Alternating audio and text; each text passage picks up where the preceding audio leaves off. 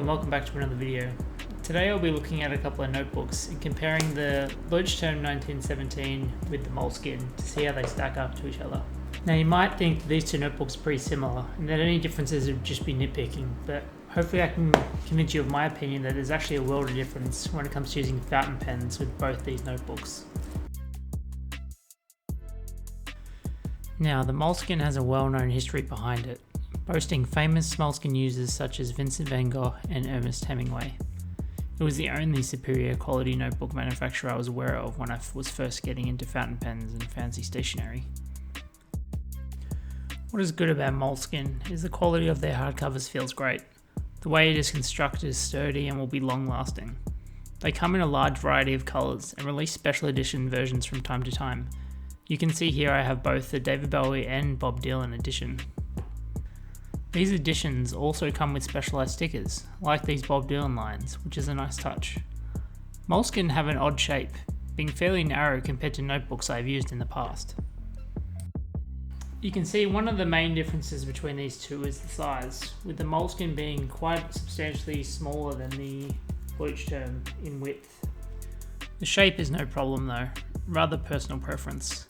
What I find to be the worst part about Moleskine is the paper. When I write with a fountain pen, which has a rather wet nib, I find it feathers and just acts differently to what I would expect for a notebook at this price point. I will try to show this with the example of Pilot Irajuku Yuyaki ink in my TWSBI Eco. This orange ink just looks patchy and dull on Moleskine paper. I will show this difference as we now move to the Leuchtturm. Now, the Leuchtturm1917 was an unfamiliar brand when I first picked one up, but I quickly saw the quality and attention to detail that I believe Moleskine is lacking. Not only is it a nicer size, when you open up you get a nicer first page, and then a contents page, which is really helpful for my study. The Moleskine goes straight into blank pages. Each page in the Leuchtturm also has a date heading at the top, which is a handy feature. In the back you also get stickers, but these are much more practical than the Moleskine. This includes labels for the front and spine of the notebook. I use this a lot to keep track of journals and other notebooks on my shelf. The real difference is in the paper.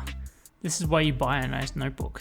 It is the substance. An expensive notebook needs to work with equally expensive pens and inks. This is where the Leuchtturm shines. Remember this orange ink from the Moleskine?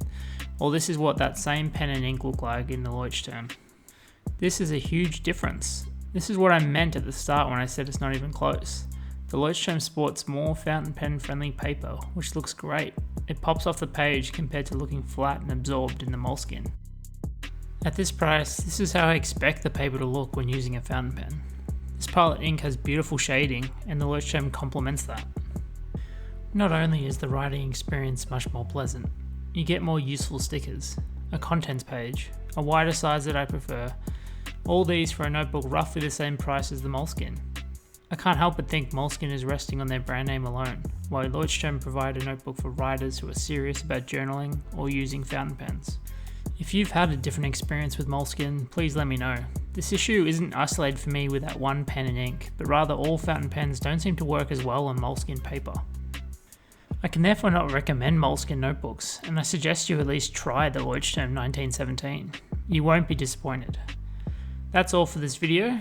As always, thanks for watching, and goodbye.